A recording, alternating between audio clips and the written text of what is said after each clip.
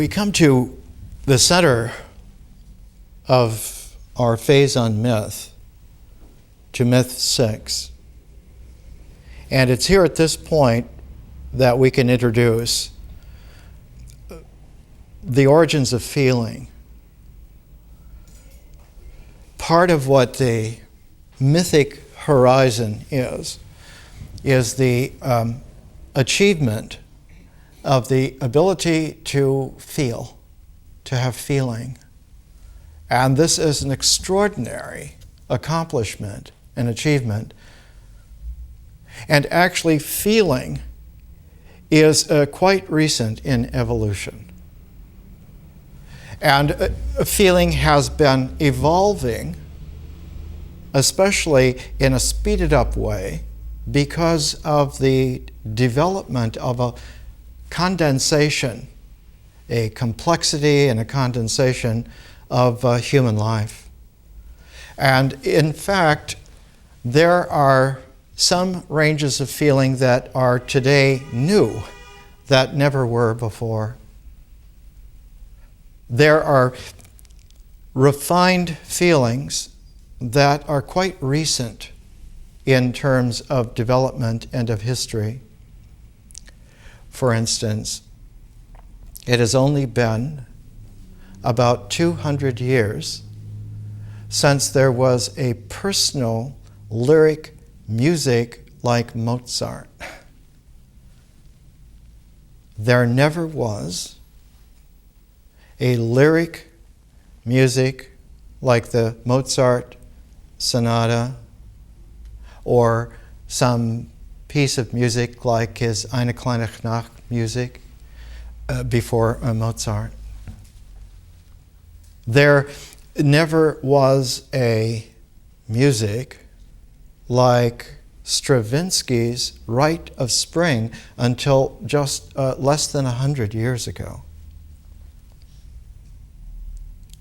There are some feeling tones that are just emerging now in the early 21st century, which are completely new and have never been a part of experience before. So one of the concerns in our learning is to learn to distinguish and to understand that all of these phases that we are using, nature, ritual, myth, symbol, they're universal. But their complexity has been evolving, has been being generated into deeper complexity, so that they have changed. And they, in changing, have changed the way in which the ecology of integration happens. So that in this universe, there are new forms of integral that are completely fresh. And a great deal of the problem in the universe is that these are new dimensions to it. And so the universe, in its classic heritage of existential form, is yet unfamiliar with it, unable to recognize it. And so one of the quandaries of the early 21st century is that we are on the evolving edge of new qualities of dimensional experience that the universe has not seen here with us before. And some of the difficulties that come up are because it's just unfamiliar with it. We too are unfamiliar with it. And so one has this kind of a hodgepodge of unfamiliarity on both ends of occurrences that are extremely rare. Emotion is always a ritual action. Emotion belongs to ritual. It is a ritual comportment, which is like a trigger. It's exactly what it is. One of Chuang's indelible sayings translates as joy and anger occurring as naturally as the four seasons. Emotion occurs naturally in a ritual set, and it is only that. It is just that. It is always that. And it takes a great deal to come in and make a modulation, and in order to do so, one has to transform ritual by something higher than symbols. One has to use a visionary conscious magic in order to transform ritual, to make it have a variant on the level where emotion occurs. But feeling is not a ritual comportment. Feeling belongs to the process of myth. And myth being a process, the mythic horizon being a dynamic rather than an energy form, is something which can be misconceived by the mind very easily, because the mind being a form, being an energy objective form, and because it relates, as we will see, immediately with the body's objective ritual forms, assumes that experience also has a form, and it doesn't. The mythic horizon has no objectivity whatsoever, just like nature has no objective form whatsoever. And that's why nature is mysterious, and that's why experience is so wondrous.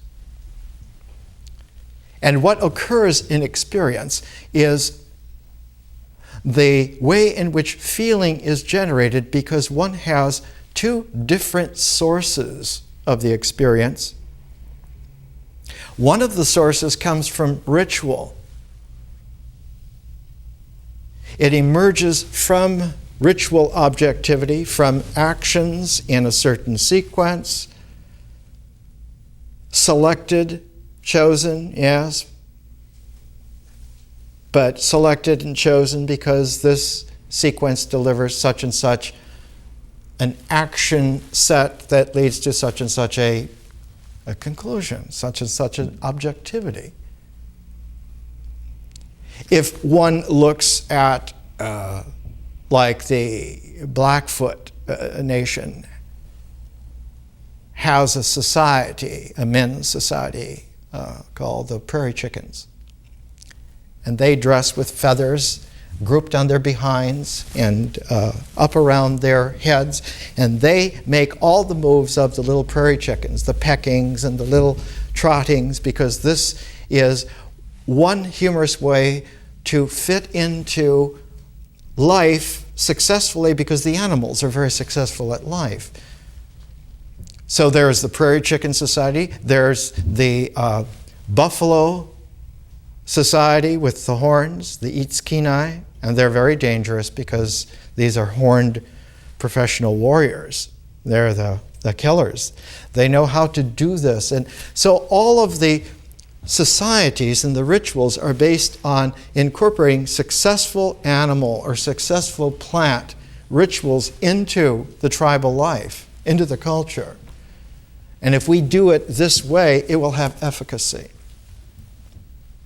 We'll be able to forage like the prairie chickens. We'll be able to defend like the buffalo. We'll be able to do our successful experience in our culture in parallel with nature, because the ritual objectivities are precise and they're not something that one just repeats in a dull rote, but one repeats because the energy and the vitality is in doing it right. And if one does it right, the experience that comes out of that will have natural images. And those images will have experience feeling tones that are also natural. And so experience, the mythic experience, has one source from ritual, but it has a second source which is not from ritual, but from symbols. And when symbols influence experience. They do not influence it in the generation like ritual does.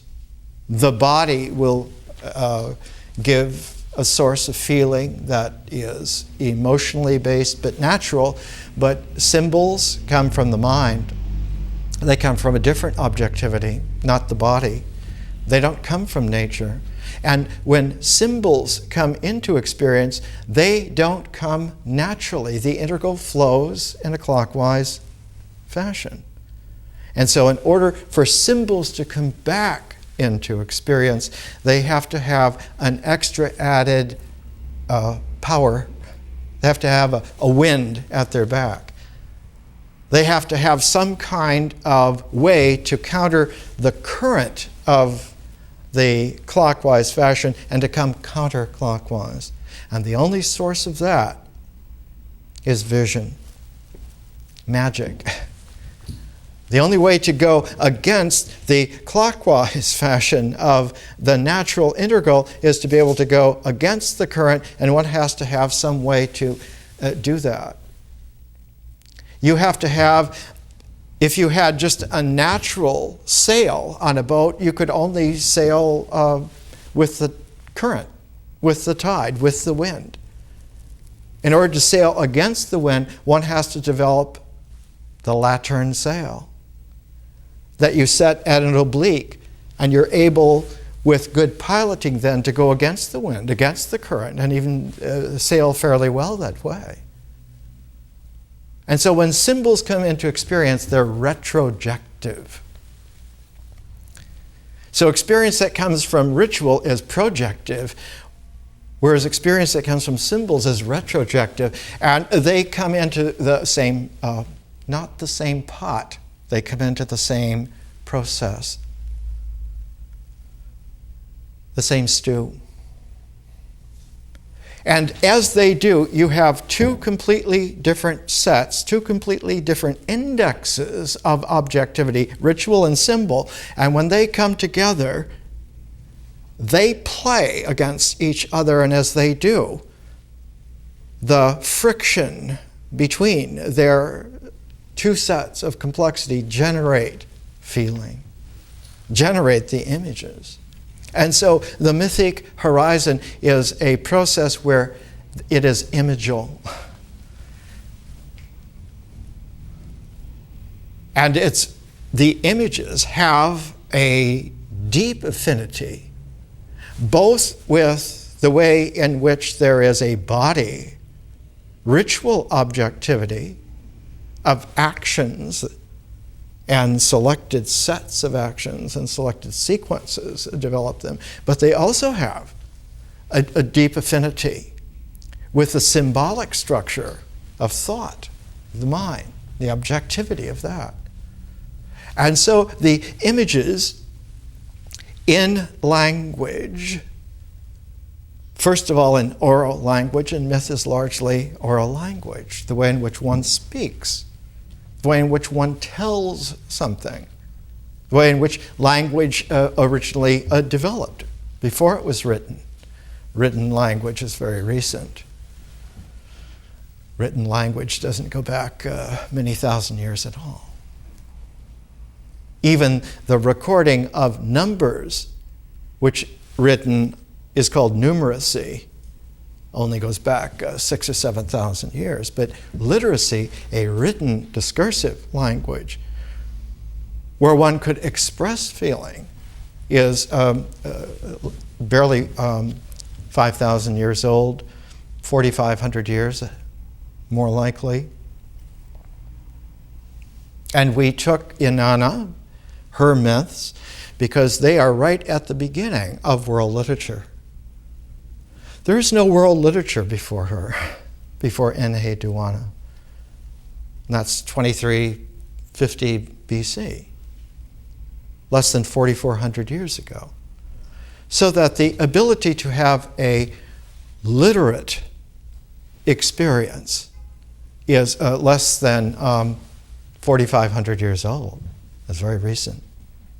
And the evolution of that feeling capacity in those 4,400 years has had some major steps in it. And it seems like every 1,000 years or so, there is some kind of a major step, some kind of major accomplishment where a new level of capacity is there. And the filigree of feeling increases its range, increases its depth, increases its complexity.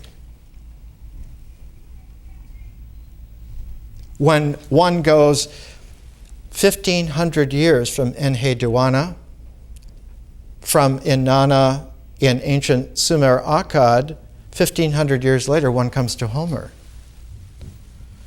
Homer's epics. And one finds in Homer the Iliad and the Odyssey, but also in the Homeric hymns to the gods, Homeric hymn to Apollo, etc. One finds in Homer an increased complexity of feeling that was not there in the Inanna myths, in the epic of Gilgamesh 1,500 years before. And all of a sudden, one is startled because what has happened here is that the power of the retrojective symbols coming into experience has almost matched the power of the way in which experience comes out of ritual. And one finds in Homer the very threshold in which that change happened, and it happened in one lifetime. Because the first of the Homeric epics, the Iliad, is very dominated by an oral language which is ritual-based in its dominant keys. Whereas the second of his epics, the Odyssey, has already shifted so that it is more to where there is a symbolic element that is almost as powerful as the ritual. And the gender tone shifts. The Iliad is almost purely masculine. A great English Homeric scholar said once of W.B. Stanford, he said, to hear the Iliad recited, one gets this eerie, somber, enormous, masculine sense of brooding trouble. He said it's like someone launching a great, huge gray battleship in a fog that is meant only to go out and kill. Whereas the Odyssey, hearing the Odyssey, it is the same Greek meter, but the pronunciation and the grammar and the pacing is completely different.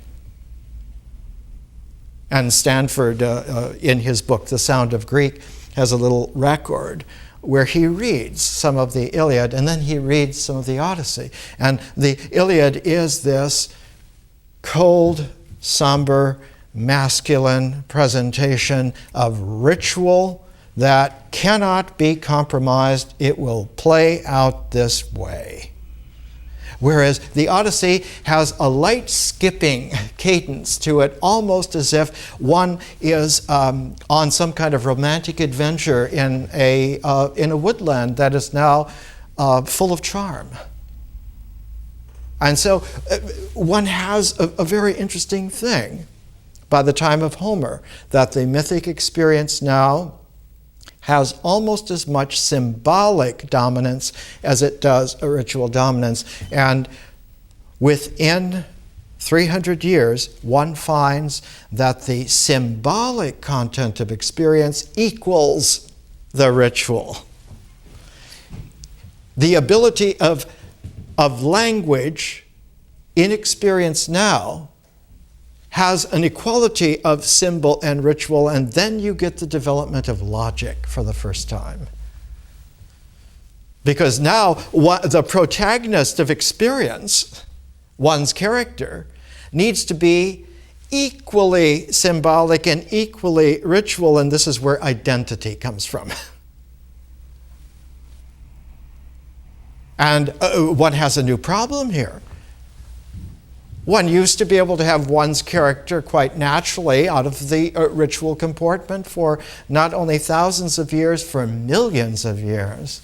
And for the very first time, in the 5th century BC, in the Greek language, one had the problem of trying to find an identity where it has to be balanced. It has to be even. One finds a natural-based ritual evenness in the Iliad, but one begins to find that there is a little bit of a struggle, a little bit of a conflict in the Odyssey, which gives it the adventure. But by the time you get to 300 years later, and you get to Aeschylus, you get Greek tragedy. It's a real precarious problem. One's character has to really struggle for identity, and one can fail to find it. Or one finds it too late because one's identity is already ritually decreed in such a way that your symbols masked the problem, and you thought that you were okay, and it was the thought that you were okay when you weren't okay, when your existential was out of balance, but it was propped up by the symbols trying to say, well, yes, of course, they're even, and then all of a sudden, if the symbolic props break or collapse, one is left with the existential crisis. In Greek tragedy, it's called the denouement. One discovers that you're doomed. And that the tragedy is not that you're doomed, but that you were doomed from the start. You never had a chance because you were compensating by something that doesn't really work in experience in a natural way, in an integral way at all. It only works by magic, visionary consciousness, giving it the power to retroject and come back into play. And so all of a sudden in the mythic horizon, one has a problem with magic, with witchcraft, with demons, with bad, evil things, or good, super things. And so the supernatural becomes a very deep, questionable part of the mythic horizon, but because it is a process and not a form, it is not a part.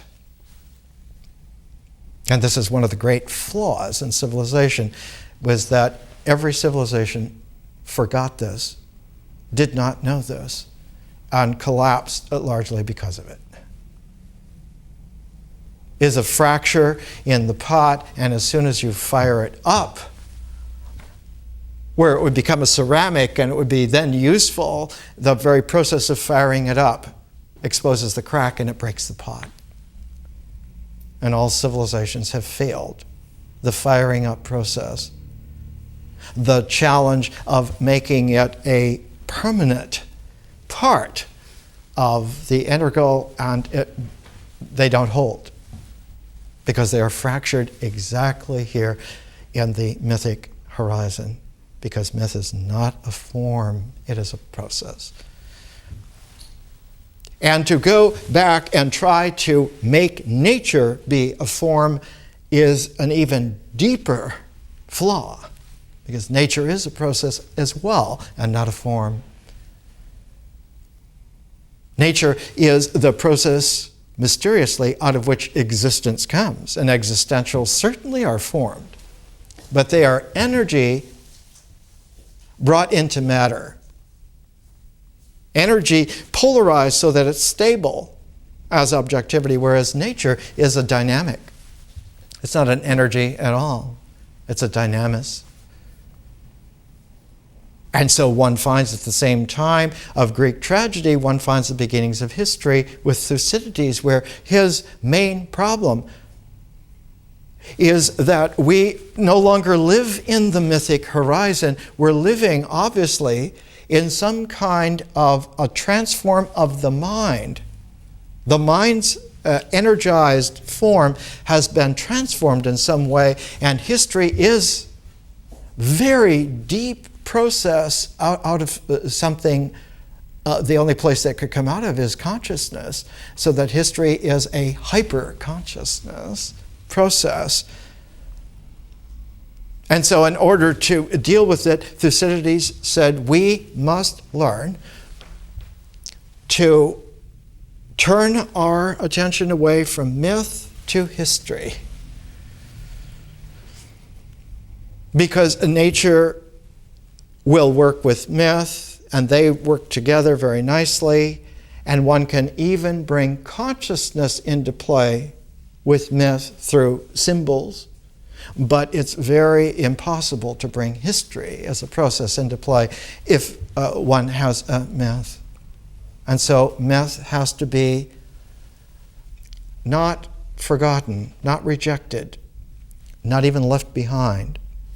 The true reality of it is that myth goes out of the square of attention.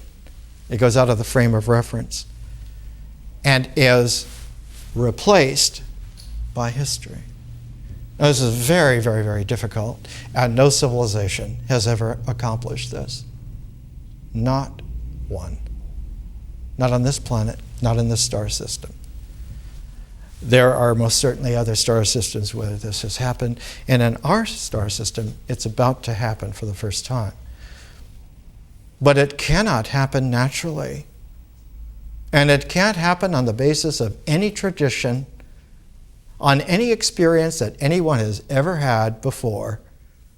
Though all of that is necessary to bring into play, it all has to undergo a very deep series of transforms, and the first thing that it shows up in is that feeling becomes not only complex in terms of its integral, but it achieves a new level of differential complexity as well.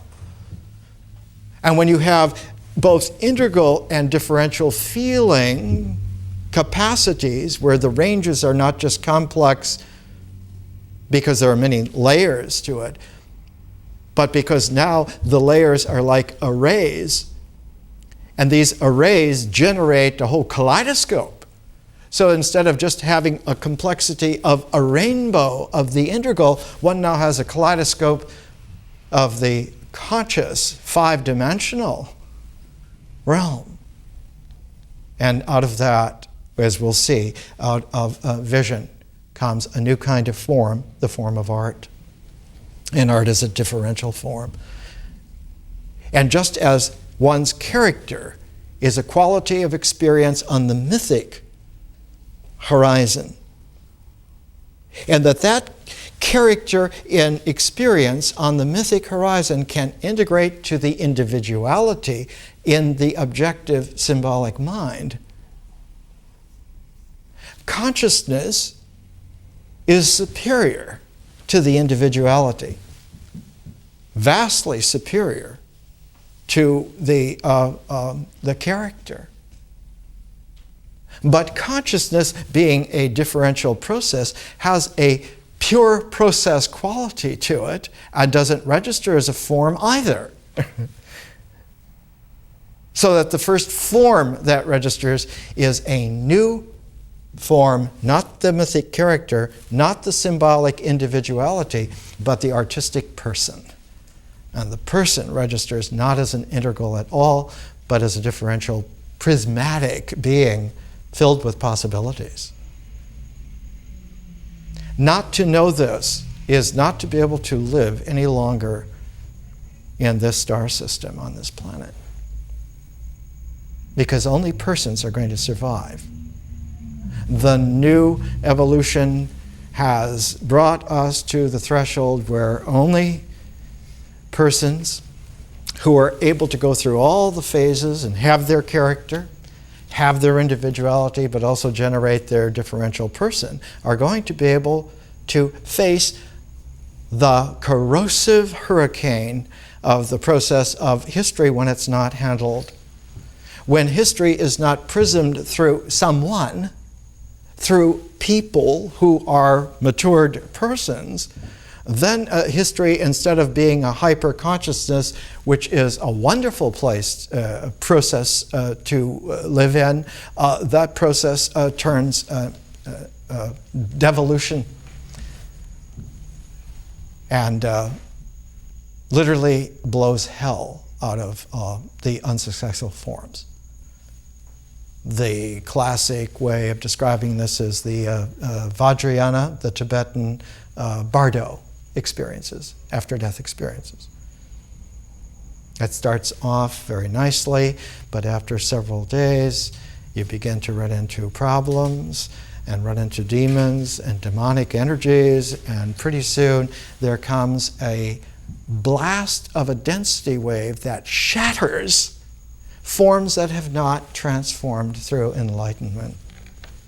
And by the 49th Bardo day, if you didn't go into that as a differentially conscious person able to prismatically swim in that, then that Bardo will send you back piecemeal. And you come back karmically, back down on the ritual objective level, because that's the level you were reduced to. You're back again, and you have to go back through all those stages and phases again. Karma, the wheel of life that just simply goes on because ritual wheels just spin, and they'll carry you along, but they also will grind you up if you don't learn, if you don't mature. And that's what a learning like this is for, is to mature so that you're not blown apart by the history that's already a process, very, very strong winds. The planet is not big enough to hold the historical winds anymore. We have to put it out into the whole star system. It's going to take a radius of 3 billion miles to handle the historical energy that's already here. So it seems odd, and I know it's like a voice crying in the wilderness, but it's like Chicken Little. I didn't make the sky fall.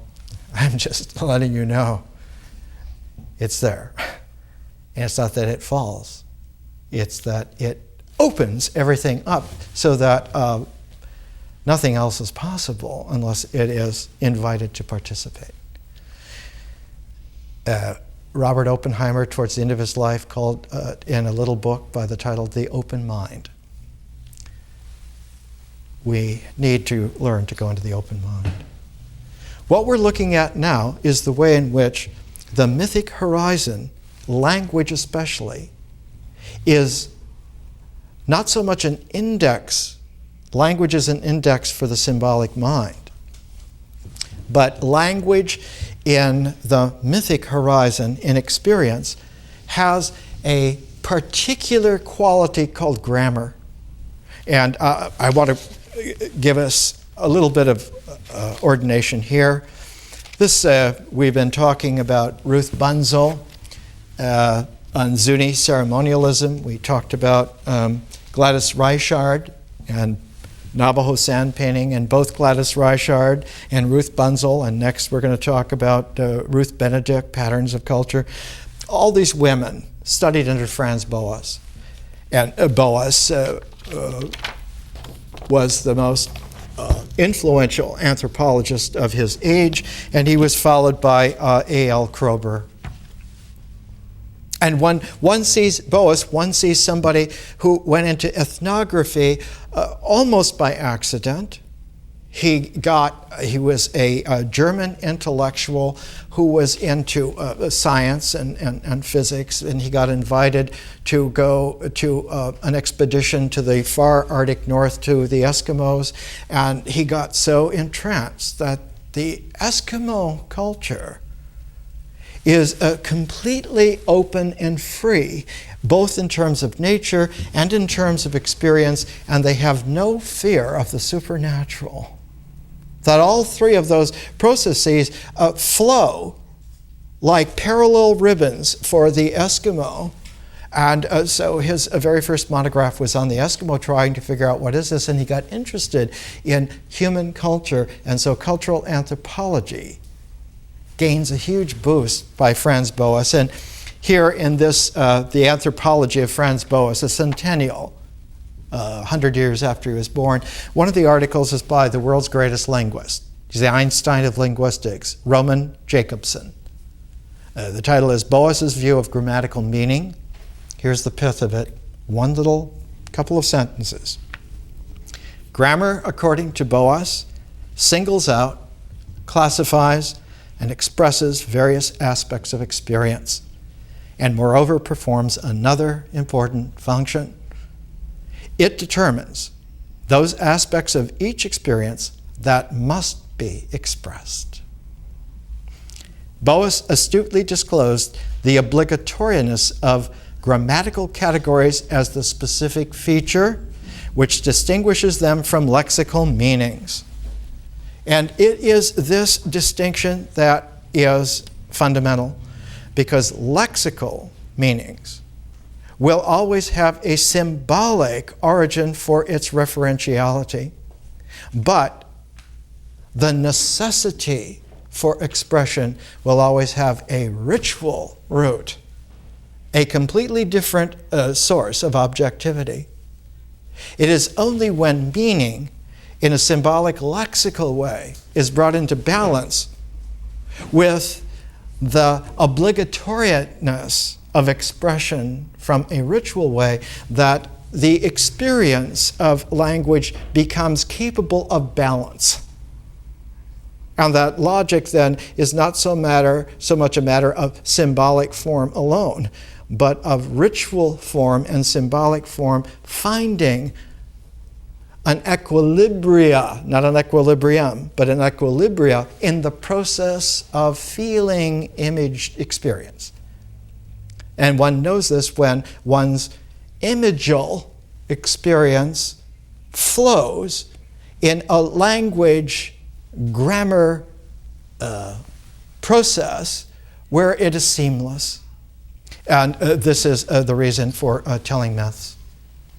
And if one has ever heard a great myth teller, the myth teller gets his cane to set the ritual cadence, and then will use his symbolic mind to weave that cadence into an increasing complexity, which then allows for the flow of language to be seamless, so that one is not hearing the story so much that one is absorbed into the story's flow.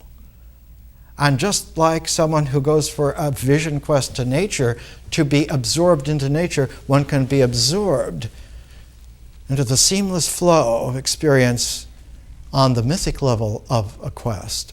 And all of a sudden what happens is that the natural participation mysteriously and the experience mythic participation culturally come together in such a way that they allow one to be conscious without at first even knowing that one has shifted to a new level. That's why they used to call it magic. It works miraculously. How, one doesn't know, because there's no objectivity there. It's just a new process. Let's take a break and we'll come back.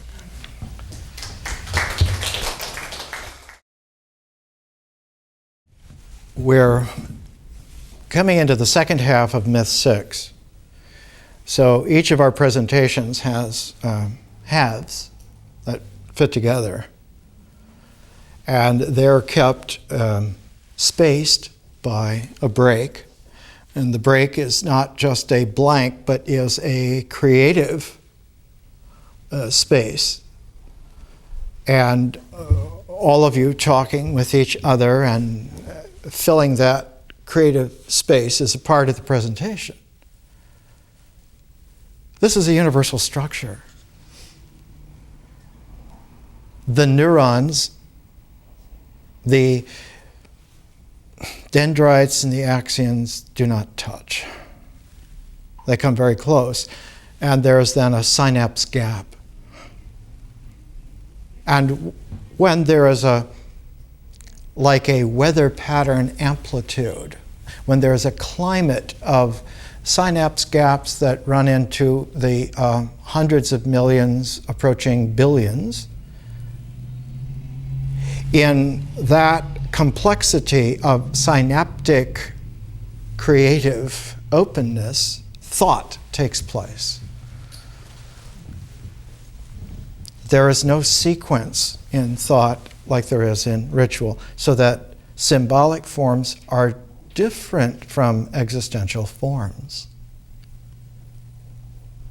In existential forms, the electron shells must touch each other, otherwise you don't get molecules. And one can build from molecular structure all the way through cells into complex beings like ourselves. And so the existential objectivity is one in which touch is important. And one of the most refined logics in the world, Indian philosophy, logic.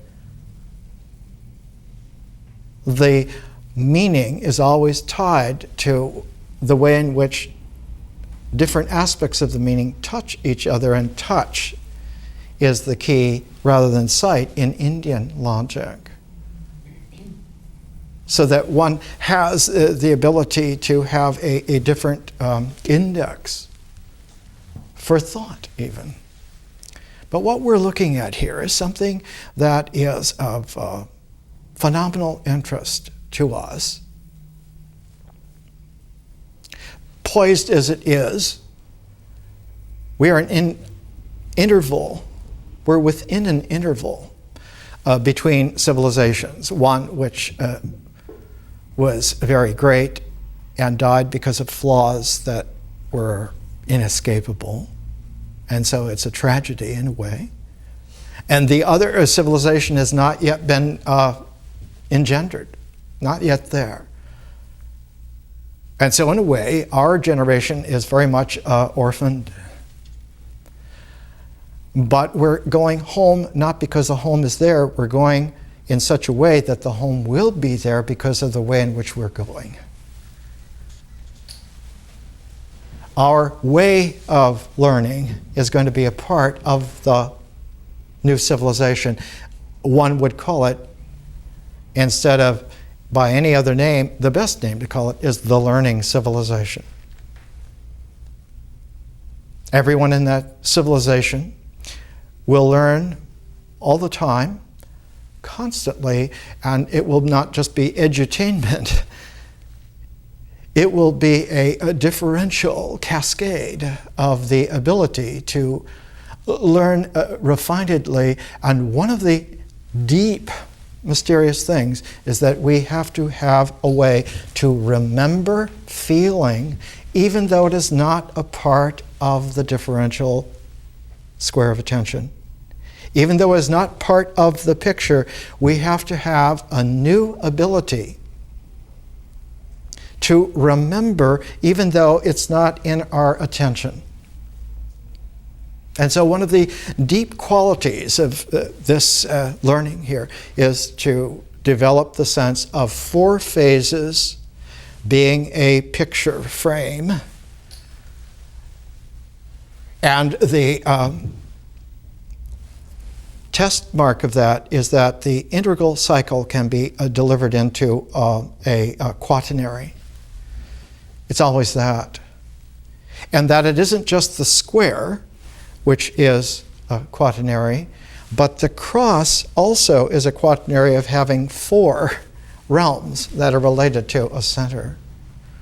So that one can have a coordinate system for a square of attention, and one can have a square for a square of attention, and that square also can have a circularity so that one has 4 arcs that then will make a circle, so that one would have seasonal arcs of seasonal duration, and the 4 seasons together then will make that year, that annual cycle, that circle of the year.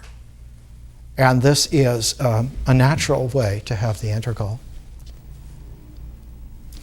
in the third place of any quaternary is always the beginning of its deepening. And so the mythic phase, being the third nature, ritual, myth, symbol, the mythic phase being the third, links the two formal objective phases of ritual and symbol and is in parallel with nature.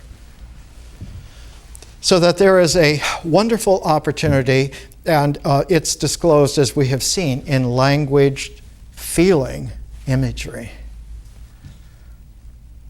And it is the ability to take existentials from nature and engender experienced images that gives a myth its power, its dynamis. It's dynamic. It has a force. Myth has a force, the force of language, because it is able to take ritual existentials and make experienced imagals, which then can integrate into a symbolic meaning, which is objective. So that thought literally gains its traction because of what we do in our experience. It is the languaged images of feeling that constitute the stuff of the flow of the process of myth. And as we've seen, we read a quotation here from the great linguist Roman Jacobson about Franz Boas, the great social anthropology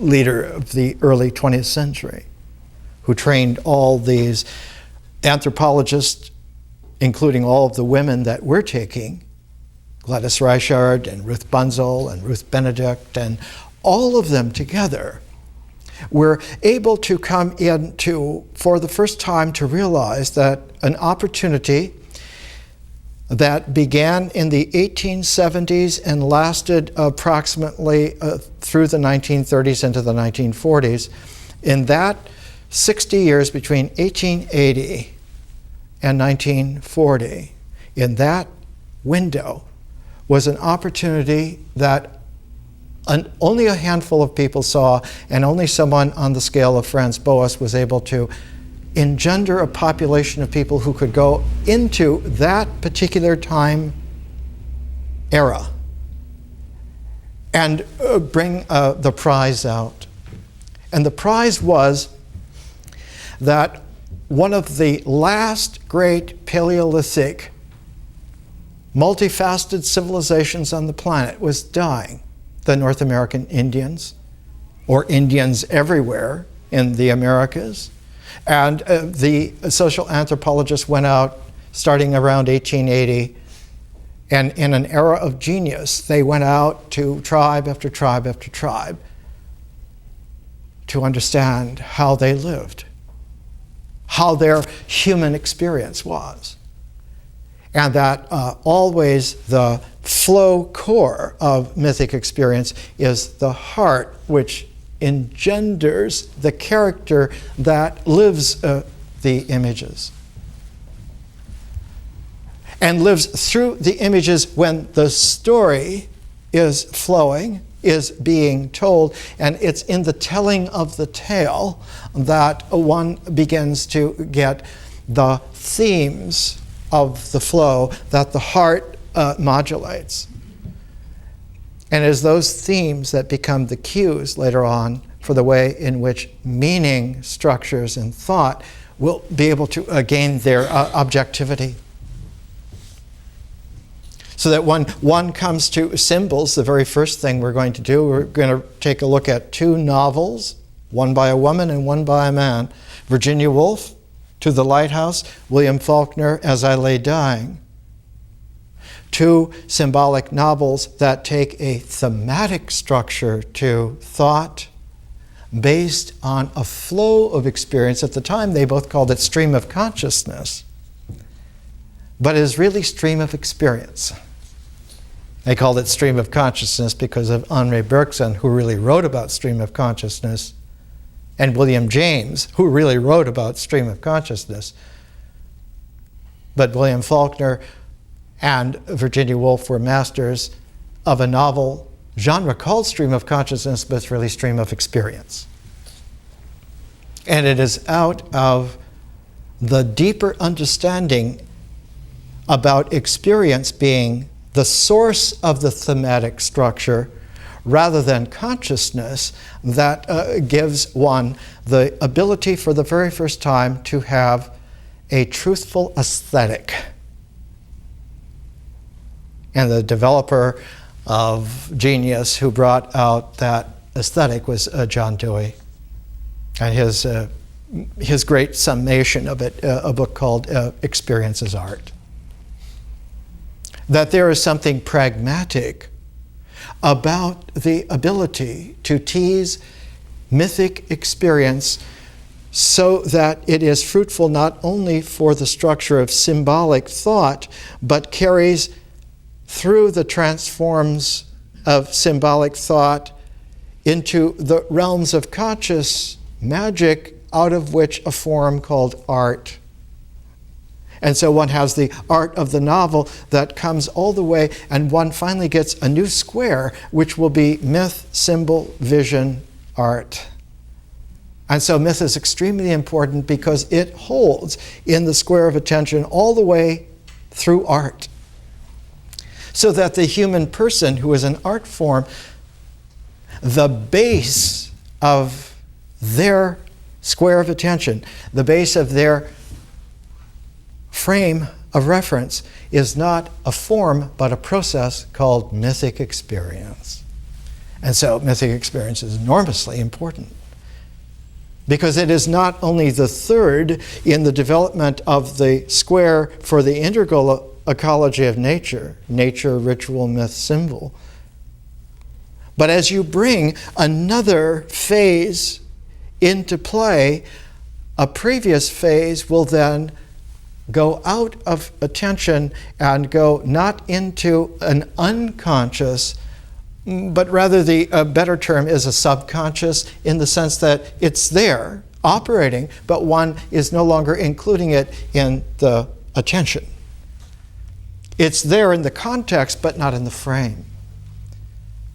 And so when you bring something transformative, like visionary consciousness into play, when you bring the supernatural magic into play, nature, gracefully, because she is mysterious, steps out of the frame and allows for vision to now operate where nature did before. And we'll find the same thing happens, that when art comes into play, ritual steps aside and is no longer in the frame of attention. No longer in that square of attention. Not a part of the frame, but a part of the context. And just so when history comes into play as the third differential phase, that's when myth must then step aside and let history be a part, so that one now is dealing with symbol, vision, art, and history. So that one has a completely interesting challenge. Because when science, as a form, a differential form, comes into generation out of the historical process, symbols must also stand aside and no longer be a part of the frame. And this is a very difficult thing, because the mind that is fearful can never step out of the way. It has to maintain its control, and it maintains its control not on the basis of the mind, not on the basis of the individuality of the mind, but on a retrojective insistence that experienced character now has the qualities engendered out of a mind-controlled ritual base, and instead of a character, one gets an ego.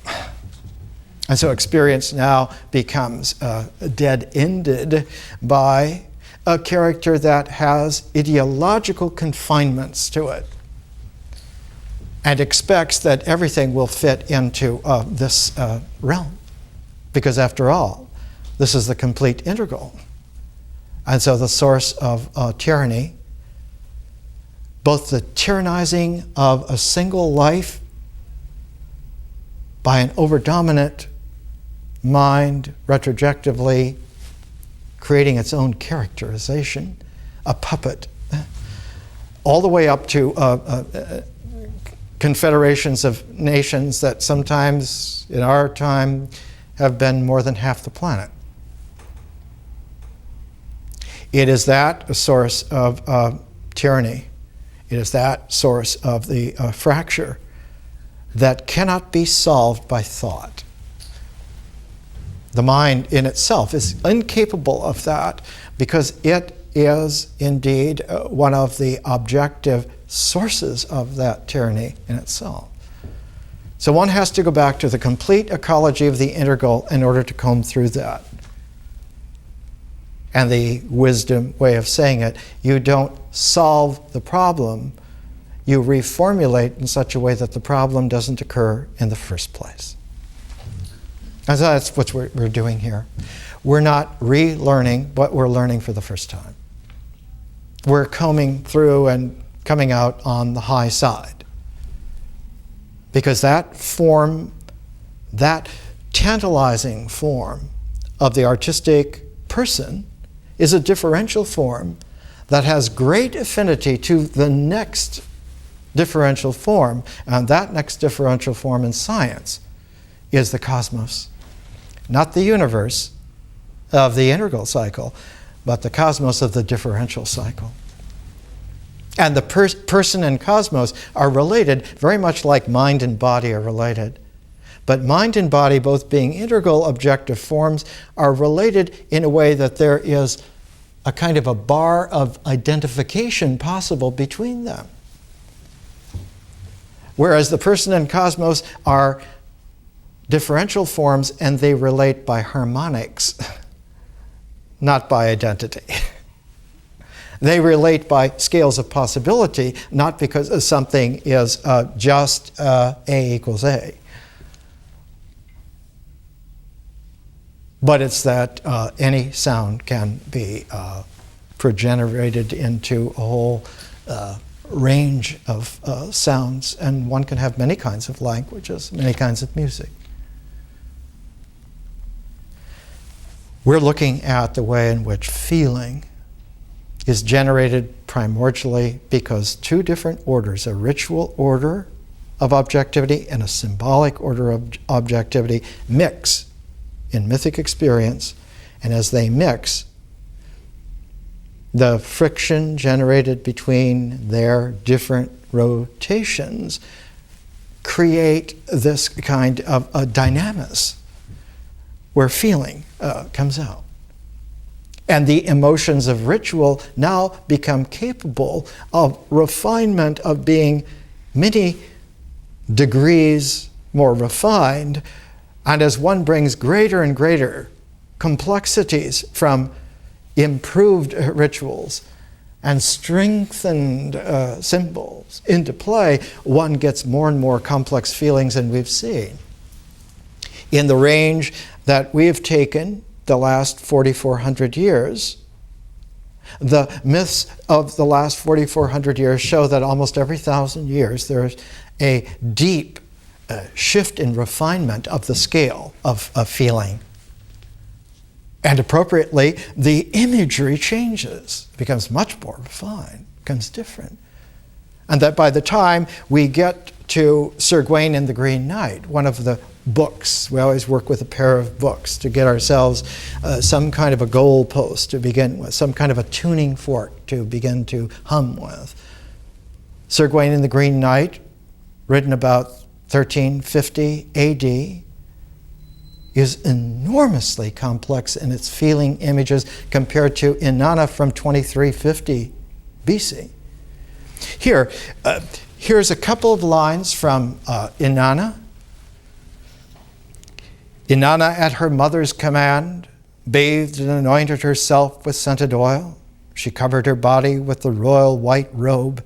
She readied her dowry. She arranged her precious lapis beads around her neck. She took her seal in her hand. Dumuzi waited expectantly. Now a few lines from 3,800 years later.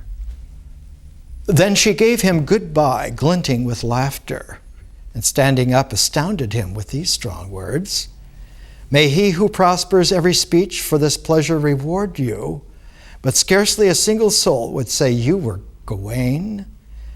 And the knight asked eagerly how this was so, for he feared he had failed to observe the finest manners. But the beauteous one blessed him and brought out this argument. Such a great man as Gawain is granted to be, the very vessel of virtue and fine courtesy, could scarcely have stayed such a sojourn with a lady without craving a kiss and courtesy at some point or pause in the pleasant talk. And so the courtly manners of chivalry are enormously complex, 700 years ago already. Complex in such a way that someone from Sumer and Akkad would have been on a different planet.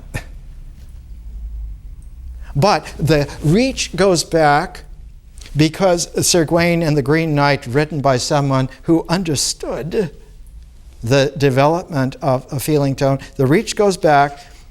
It can't go back to Sumer and Akkad. They didn't know about it. But it goes back to the first registry of where that kind of feeling tone came in, and that is Homer in the Odyssey. And so it begins, Sir Gawain and the Green Knight. The siege and the assault being ceased at Troy, the citadel smashed and smoldering in its ashes, the treacherous trickster whose treason there flourished, who was famed for malfeasance, falsehood unrivaled, and then he goes on, and of course that treachery trickster was Odysseus, who conceived of the wooden horse by which Troy fell. So that Sir Gawain and the Green Knight is a redoing of the Odyssey, not of the Iliad. It is the continuation. But it's not the continuation that Homer did, because in between Homer and Sir Gawain and the Green Knight is an epical transform of feeling. And that epical transform of feeling came out about 1,000 years after Homer, and it is centered in the great Roman poet Ovid.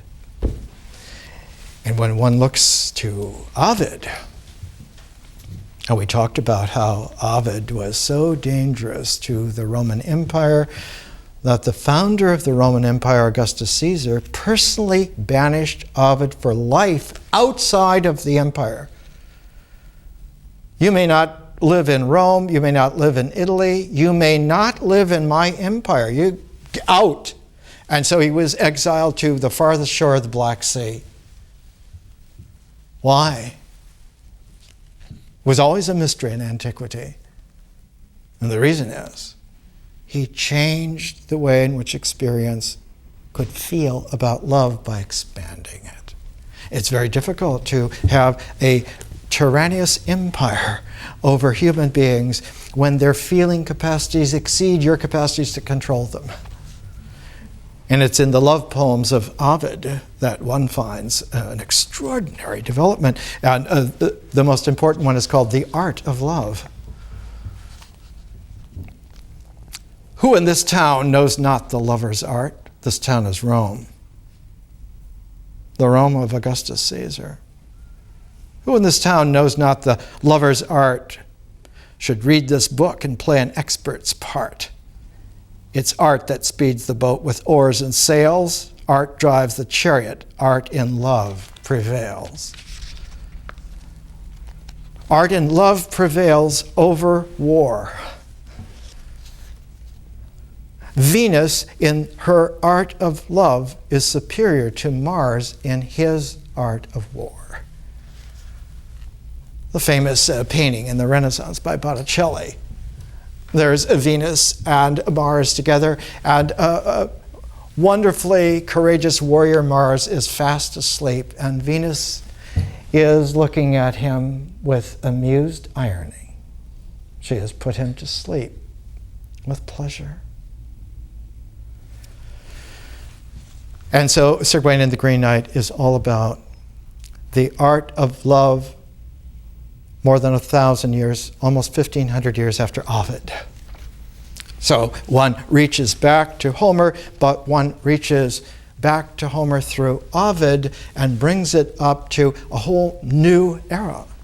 And we've talked about this, of how the 12th century, the 1100s, the era of the Crusades,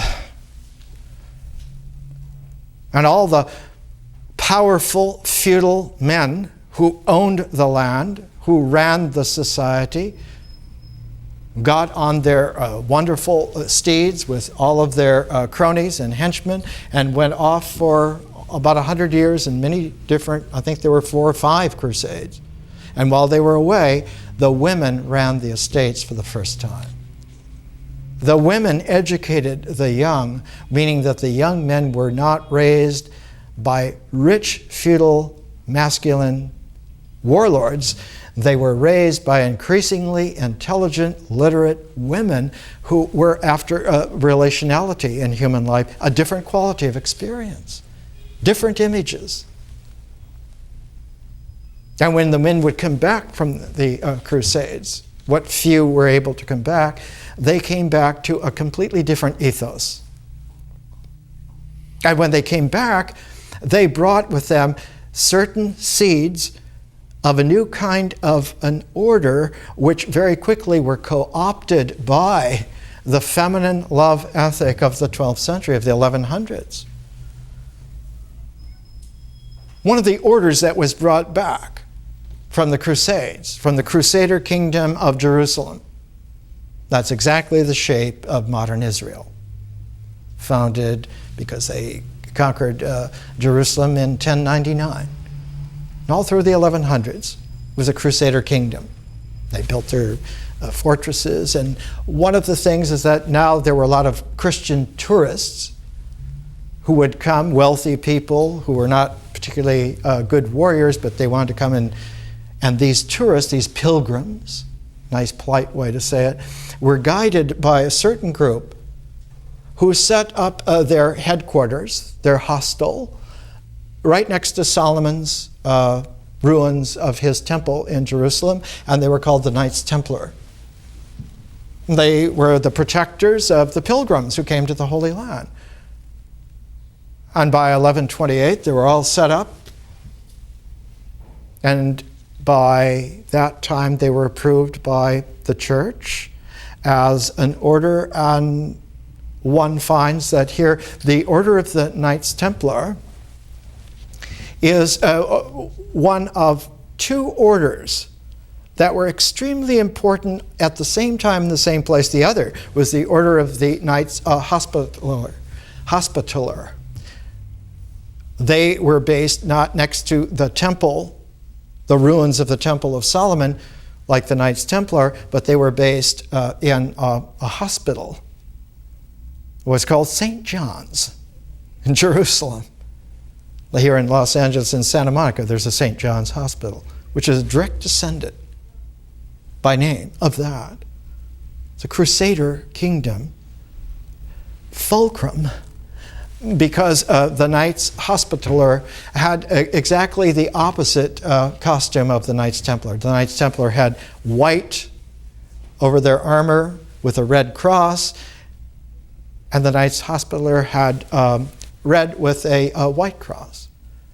And of course, in time, the imagery became shifted, so now the red cross is a red cross on white, known all over the world, for helping people. It's a descendant of that whole era. The Sir Gawain and the Green Knight is the ultimate chivalric, epic cream that comes out of the mythic experience raised to the highest complexity that it ever achieved. And that era is called not the medieval era, but the high medieval. The high medieval. The high medieval because Dante and his Divine Comedy had given the largest Roman-based structure on Aeneas. His epic writer was Virgil, and it's Virgil who was Dante's guide. So that one has, the Divine Comedy is very much a follow-up to the Aeneid by Virgil. It's very, very interesting to see it more, so that the Dantean high medieval is a development of Virgil's warrior Roman prowess, whereas Sir Gawain and the Green Knight, it shifts over to the feminine and brings through Homer's Odyssey and Ovid, not Virgil, takes Ovid as the theme, love. And that here one is going through a complex imagery, an extremely fertile but perilous, feeling-toned melee to bring out something new. And of course, what comes out of this is a new scale of the person that emerges about this time, the mid-1300s. And along with the anonymous writer of Sir Gawain and the Green Knight, the greatest writer of the age is Geoffrey Chaucer. And it is Sir Gawain and the Green Knight that gives us the Homeric side to the 1350s. It is Chaucer who gives us the other side of Homer. This is very much a story of how love finally conquers the masculine violence that is ritually inculcated.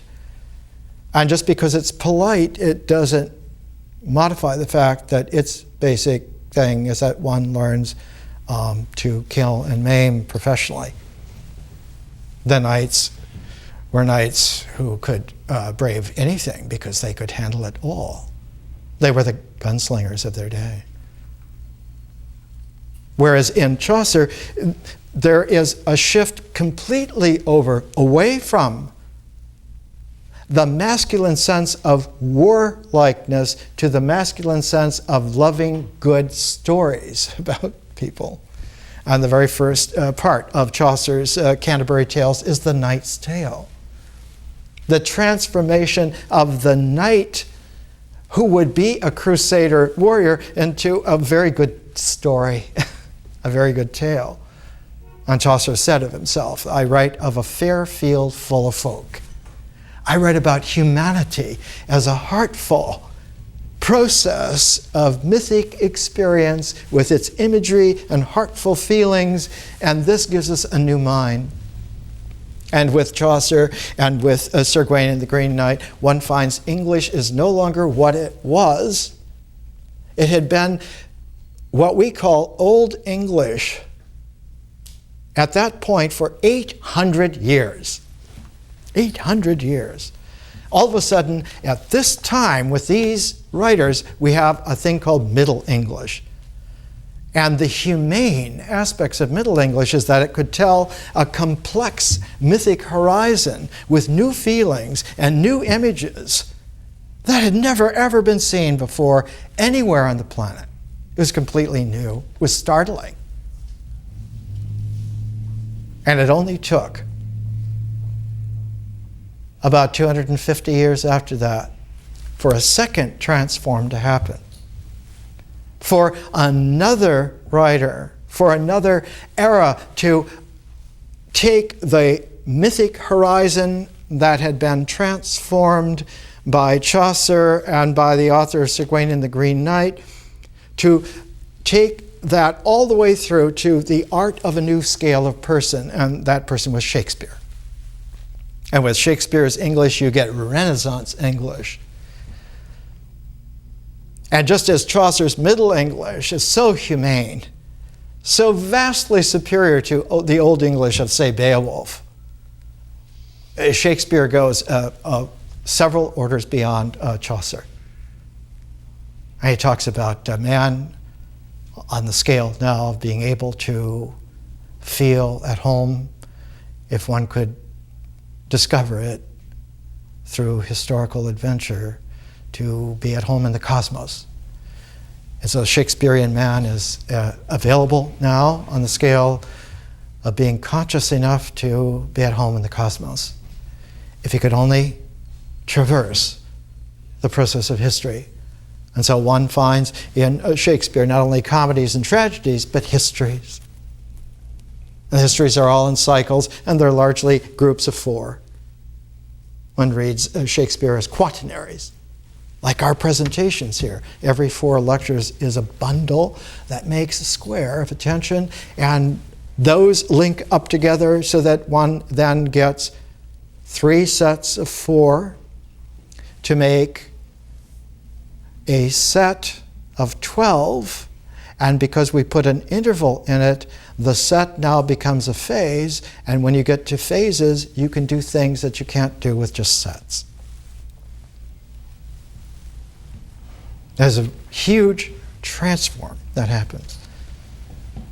Instead of just having a geometry, now one gets the ability to go into trigonometric progressions that with just another little bit of consciousness become calculus.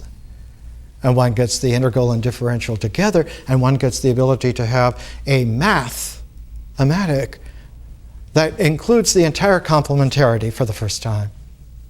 And one then, instead of having groups of 4, of a quaternary, of a square, of a circle, one gets the double.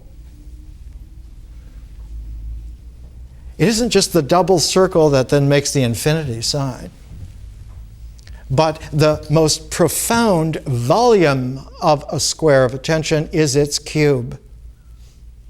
And all of a sudden in the Renaissance, you get an architecture feature that's called the double cube. It was a room, 20-foot cube, 20 feet wide, 20 feet high, and 20 feet deep. And when you put 2 cubes like that together, you had a room 20 feet wide, 20 feet high, and 40 feet long. And a double cube room like that was the music room in the great Renaissance architecture. If you go over to the Huntington Museum in San Marino, they have a double cube Renaissance music room, because that is the place in which the musical harmonics are perfected so that one can hear in feeling toned process the scales of refinement that now Renaissance music has that no other music before it had. One has a peculiar quality of the music that when it was first surfacing, one of the earliest pioneer masters of it was Lorenzo de' Medici, Il Magnifico, who composed music, and one can find CDs of the music of the Da Vinci's that led to the Renaissance English music, where one for the first time has songs like Thomas Campion's songs or William Byrd's works, or the greatest piece of music of that age was by Thomas Tallis. It was called Spem in Aulus, and it was a motet in 40 parts, and it was composed for the coronation of Queen Elizabeth. To be able to hear a motet that has 40 parts is impossible for the ritual-based ear. It is impossible for the symbol-based mind and the ritual-based ear. It can only be heard by the artistic person who is differentially conscious beyond the body's capacities. And so it was a coronation piece of music, the 40-part motet, in a music room double cube. If you cannot hear this, you are not in this age yet. This is a whole different age. The age of Shakespeare. We are 400 years beyond that. Next week.